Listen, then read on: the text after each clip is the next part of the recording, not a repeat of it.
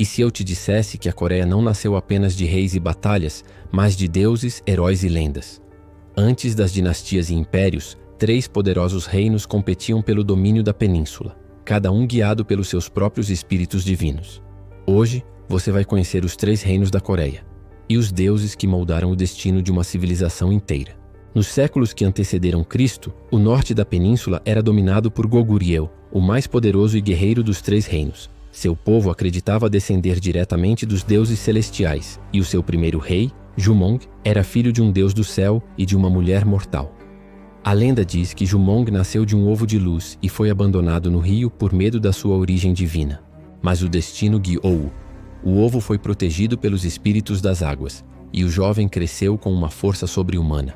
Quando adulto, fundou Goguryeo e tornou-se o símbolo da união entre o céu e a terra.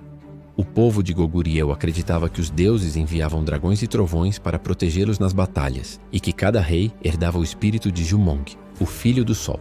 O seu brasão trazia o dragão azul, símbolo da coragem e da realeza divina. Ao sul de Goguryeo nasceu o reino de Baekje, conhecido pela sua cultura refinada, arte e espiritualidade. Diferente do reino guerreiro do norte, Baekje venerava os deuses das águas e da sabedoria. O seu fundador, Onjo, era neto de Jumong e também era considerado um descendente dos deuses. O símbolo de Baekje era a fênix dourada, que representava a renovação e o renascimento espiritual. Disse que os deuses concederam ao reino uma pérola sagrada, que mantinha a harmonia entre os rios e o mar. Mas quando a ganância dos humanos cresceu, a pérola desapareceu, e as cheias começaram a devastar as aldeias. Os sacerdotes então diziam: os deuses das águas estão zangados, apenas a pureza pode restaurar a bênção.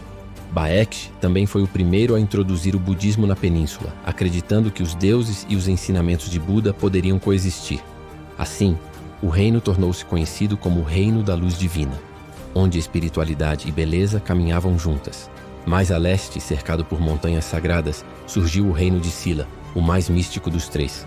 O seu povo acreditava que os reis eram escolhidos pelos espíritos celestiais.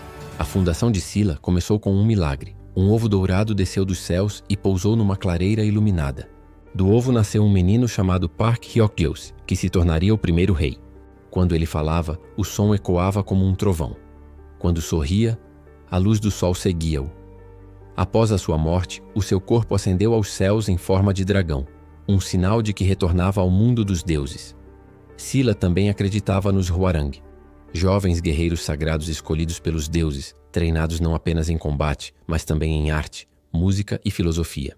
Eles eram a ponte entre o espiritual e o terreno, dedicando as suas vidas à honra e à proteção da terra sagrada de Silla. Durante séculos, os 3 reinos lutaram entre si, Goguryeo com a sua força militar, Baekje com a sua diplomacia e Silla com a sua fé. Mas, segundo as lendas, os deuses interferiram em momentos decisivos. Conta-se que o espírito do dragão azul protegeu as fronteiras de Goguryeo, criando muralhas de vento contra invasões.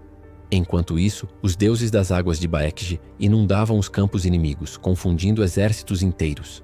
E nos céus, a fênix dourada de Silla surgia antes de cada vitória, iluminando o campo de batalha. Estas guerras não eram apenas humanas. Eram conflitos entre divindades, lutando pela alma da Coreia. No século VII, o reino de Silla finalmente unificou a península, com a ajuda dos deuses e da sabedoria herdada dos outros reinos. Disse que, após a vitória, o rei de Silla fez um sacrifício espiritual nas montanhas sagradas, agradecendo aos espíritos ancestrais pela união do povo. Com a unificação, as lendas fundiram-se, e os deuses dos 3 reinos passaram a ser vistos como guardiões da Coreia unificada. Dragões, fênix e espíritos celestiais tornaram-se símbolos eternos de força, sabedoria e luz.